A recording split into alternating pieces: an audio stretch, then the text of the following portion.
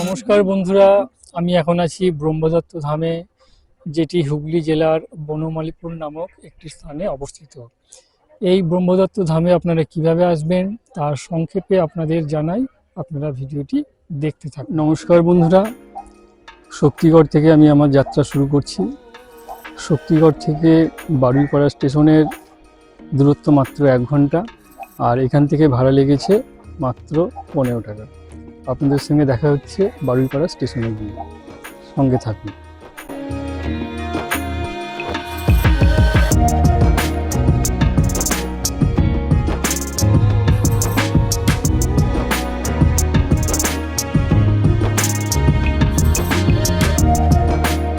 আমরা বারুইপাড়া স্টেশনে চলে এসেছি, আর বারুইপাড়া স্টেশন থেকে সোজা টোটো ধরার জন্য এগিয়ে যাব।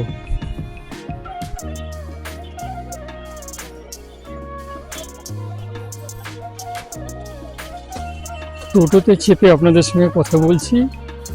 এখান থেকে টোটো ভাড়া কত?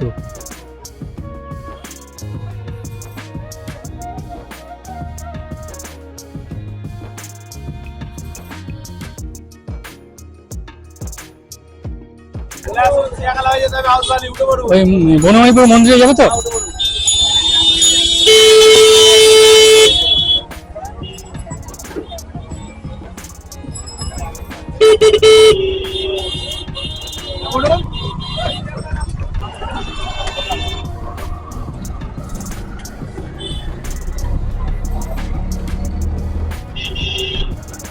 মন্দিরের সামনে গিয়ে আপনাদের সঙ্গে কথা বলছি। টোটো আমাদের বনমালীপুরের মোড়ে নামিয়ে দিল এরকম একটি মোলাম রাস্তার ধারে, আর এখান থেকে আমরা হেঁটে হেঁটে একটু এলিয়ে দিকে মন্দিরটিকে দেখতে পাবো। তো চলুন আপনাদের দেখাই।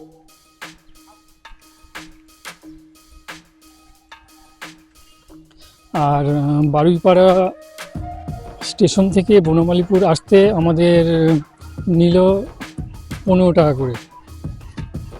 তো চলুন মন্দিরের দিকে এগিয়ে যাই, তারপর সঙ্গে আপনার সঙ্গে কথা বলছি।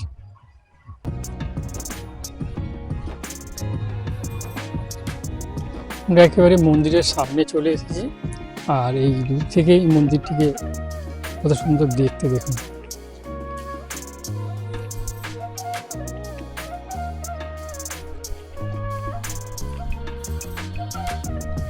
এরপর আমরা মন্দিরের দিকে এগিয়ে যাচ্ছি।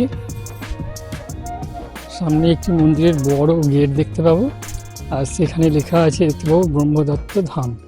ব্রহ্মদত্ত ধাম গেটের সামনে রাস্তার দুধারে বড় বড় ল্যাম্পপোস্ট আছে দেখতে পাবেন, আর দুধারে সর্ষের ফুল রাখা আছে, আর সুন্দরভাবে ঝাউ গাছ লাগানো আছে। এখানে গাড়ি পার্কিংয়ের ভালো ব্যবস্থা আছে।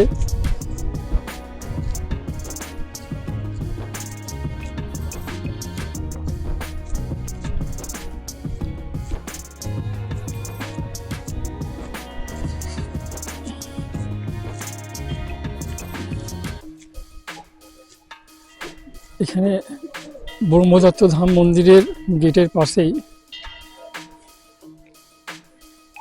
পূজা সামগ্রী পাওয়া যায়, এখান থেকে আপনারা নিয়ে পুজোও দিতে পারেন। আমরা মন্দিরের ভেতরে প্রবেশ করছি।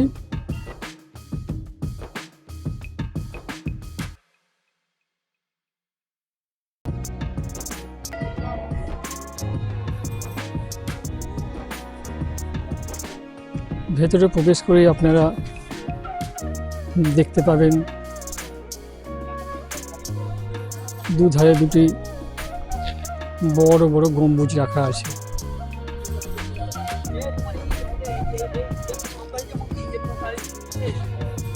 এই গম্বুজগুলিতে বাতি জ্বালানো হয়। এই সিঁড়ির নিচে আপনারা জুতো রাখবেন নিজের নিজের দায়িত্বে, আর মন্দিরের ভেতরে প্রবেশ করবেন। এই মন্দিরে ঢোকার ডান দিকে আছেন কপিলমুনি। কপিলমুনির দর্শন আপনাদের করাবো।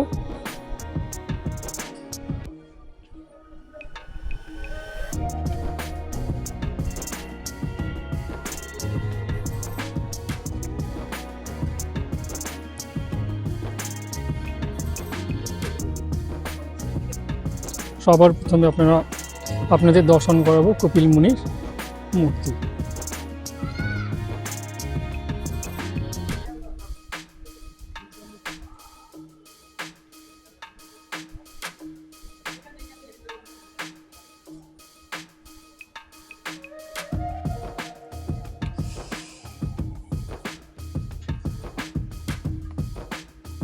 এই হচ্ছে কপিল মুনির মূর্তি।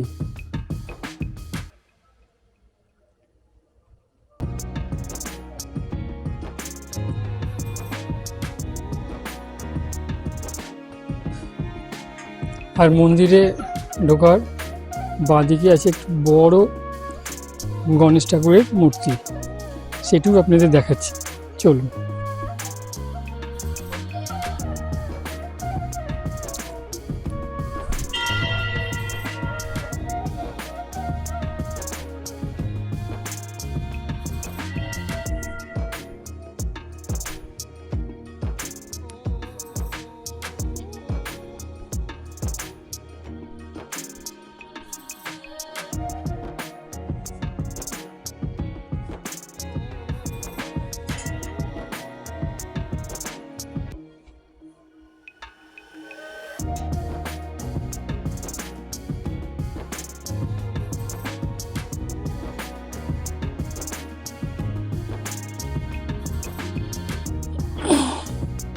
আর এই মন্দিরের সিঁড়ি থেকে মন্দিরের বাইরের অপরূপ সৌন্দর্য আপনারা দেখতে থাকেন। কত সুন্দর দেখতে। আপনারা যদি পরম শান্তির জায়গা খুঁজতে যান তাহলে এই ব্রহ্মদত্ত ধামে চলে আসুন।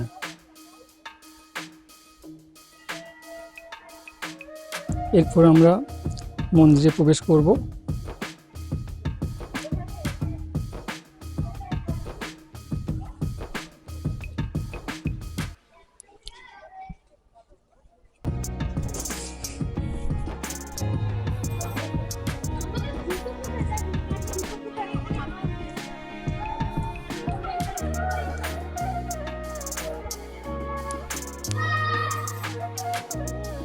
মন্দিরের ভিতরে প্রবেশ করার গেটটি কত সুন্দর কারুকার্য করা, দেখুন, দেখে আপনাদের খুব ভালো লাগবে।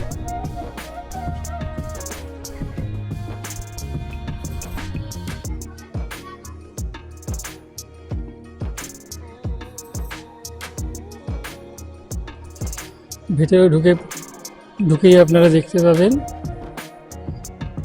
বিশাল বড় একটি ফাঁকা জায়গা, যা আপনি কল্পনাও করতে পারেননি। এই মন্দিরের কাজ এখনও চলছে, এখনও 4-5 বছর সময় লাগবে এটি সম্পন্ন হতে।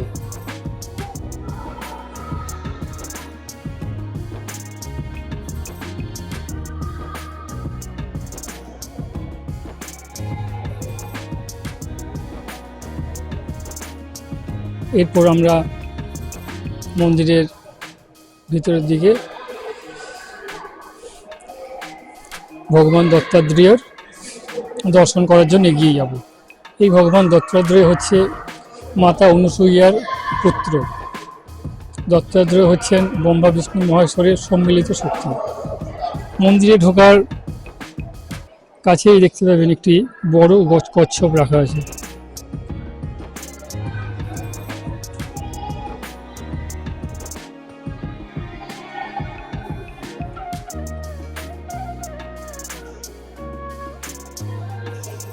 আসলে এটি হচ্ছে একটি কচ্ছপের মূর্তি। এরপর আরেকটু এগিয়ে গেলে দেখতে পাবো এখানে হোমযজ্ঞ করার জন্য একটি জায়গা।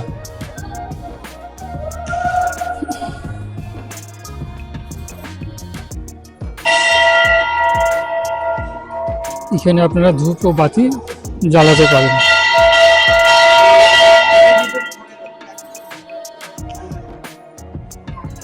এরপর আমরা ব্রহ্মদত্ত বাবার দর্শন করার জন্য এগিয়ে যাব।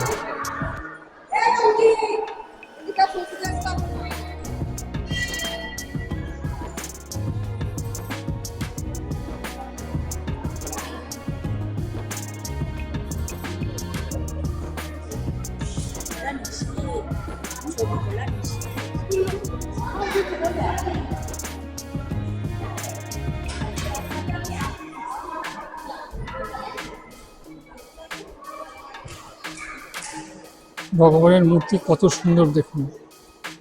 ভগবান দত্তাত্রেয়ের তিনটি মাথা আছে। এই তিনটি হচ্ছে ব্রহ্মা বিষ্ণু মহেশ্বরের মূর্তি।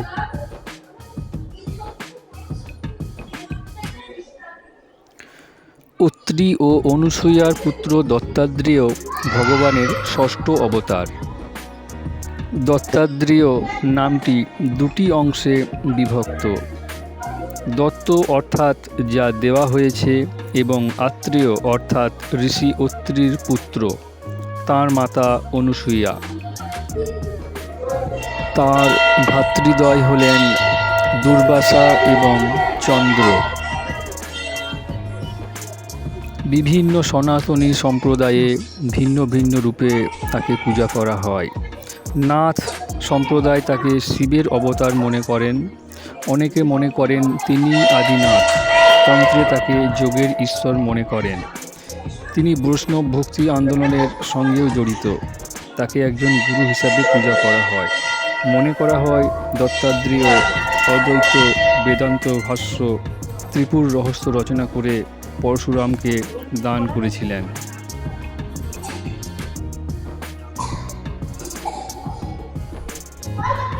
এই ব্রহ্মদত্ত ধামের মতো আরও বেশ কয়েকটি ধাম আছে, যেগুলি কোথায় আছে আপনাদের বলছি।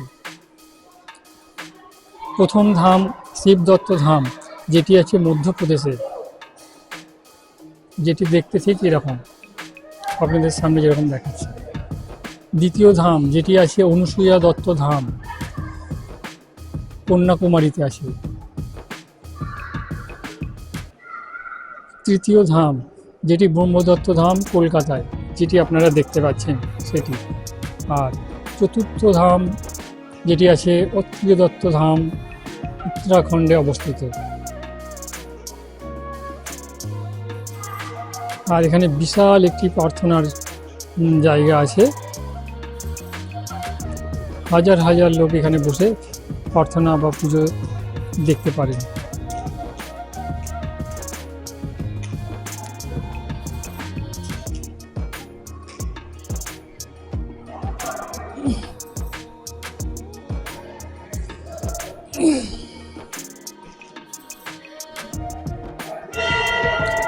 আর এই যে ব্রহ্মদত্ত ধামের ব্রহ্মদত্ত বাবার ভগবান দত্তাত্রেয়ের মূর্তি যেখানে আছে, ঠিক তার পাশ দিয়ে নেমে গেলে দেখতে পাবেন একটি বড় শিব মূর্তি রাখা আছে। সেটি আপনাদের গিয়ে দেখাচ্ছি।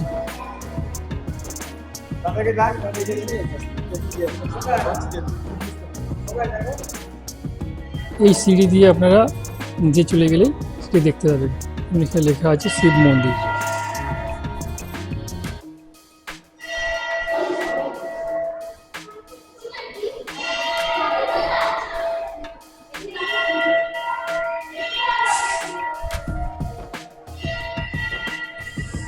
এই ব্রহ্মদত্ত ধাম মন্দিরটি এত বড় যে চারিপাশ এক পাক ঘুরতে আপনার 10 মিনিটেরও ওপর সময় লাগবে। শিব মন্দির বা শিবলিঙ্গ দর্শনের জন্য আমরা এগিয়ে যাচ্ছি।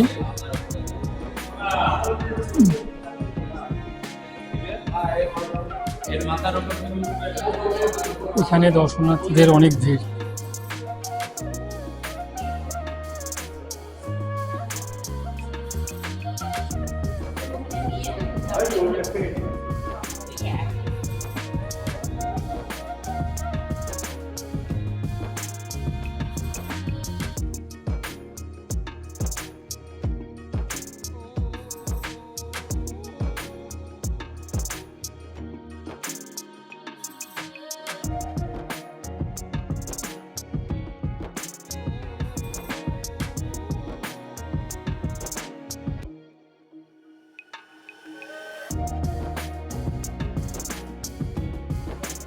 আর এখানে ধূপবাতি রাখার জন্য একটি ব্যবস্থা করা আছে।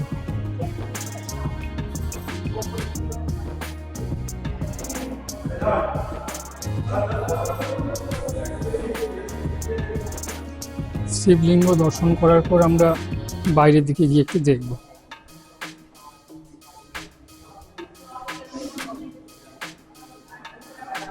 বাইরের পরিবেশটি কেমন।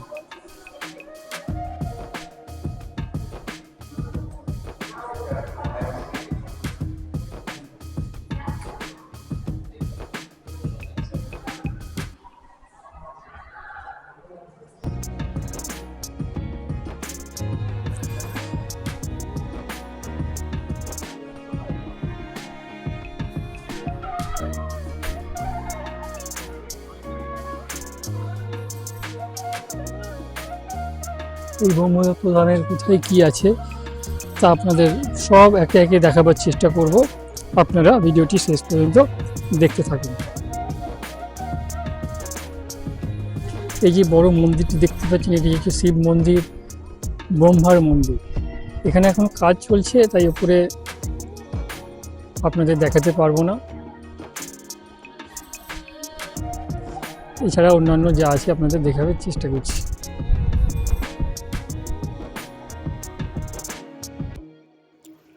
এই মন্দিরে যারা আসবেন সকালের দিকে যদি আসেন তাহলে সঙ্গে করে খাবার অবশ্যই নিয়ে আসবেন, কারণ এখানে খাবার পাওয়া খুবই দুরূহ ব্যাপার। এই মন্দিরে শুধুমাত্র বৃহস্পতিবারে ভোগের ব্যবস্থা থাকে, বাকি অন্য কোনো দিন আর ভোগের কোনো ব্যবস্থা করা হয় না। আপনাদের অনুরোধ করব, যদি এখানে আপনারা আসেন বৃহস্পতিবার দিনটাকেই আপনারা বেছে নিন। বৃহস্পতিবার যে ভোগ দেওয়া হয় তার জন্য কোনো মূল্য নেওয়া হয় না। মন্দিরের বাইরে কিছু খাবারের দোকান থাকে, সেগুলি দুপুরের পর সবাই খোলে।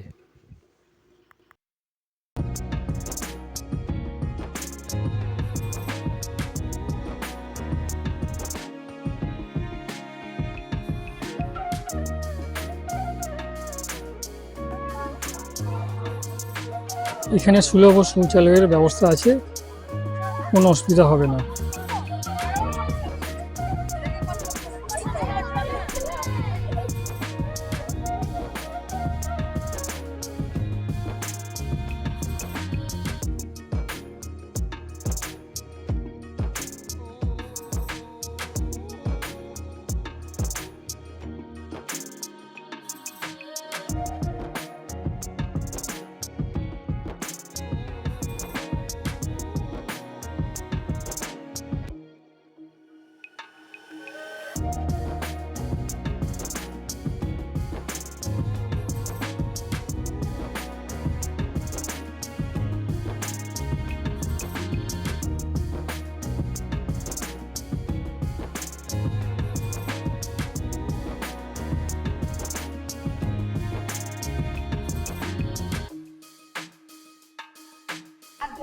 মন্দিরটি আপনাদের পুরোটাই এক পাক ঘুরিয়ে দেখাবার চেষ্টা করছি, আপনারা দেখতে থাকুন।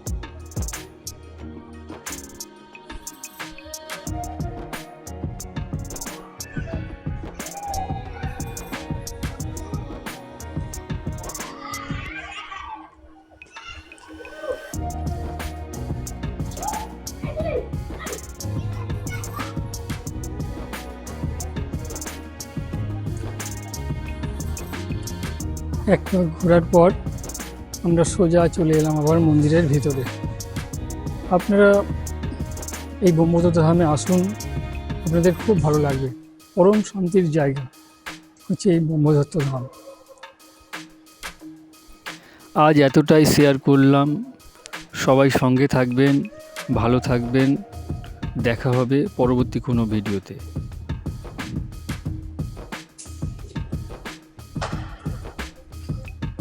এই ব্রহ্মদত্ত ধামের ভিডিও যদি আপনাদের ভালো লেগে থাকে তাহলে ভিডিওটিকে সাবস্ক্রাইব করবেন, লাইক করবেন, শেয়ার করবেন, সাথে বেল আইকন প্রেস করে রাখবেন যাতে ভিডিও ছাড়ার সাথে সাথে নোটিফিকেশন আপনাদের কাছে পৌঁছে যায়। ভিডিওটি দেখার জন্য অসংখ্য ধন্যবাদ।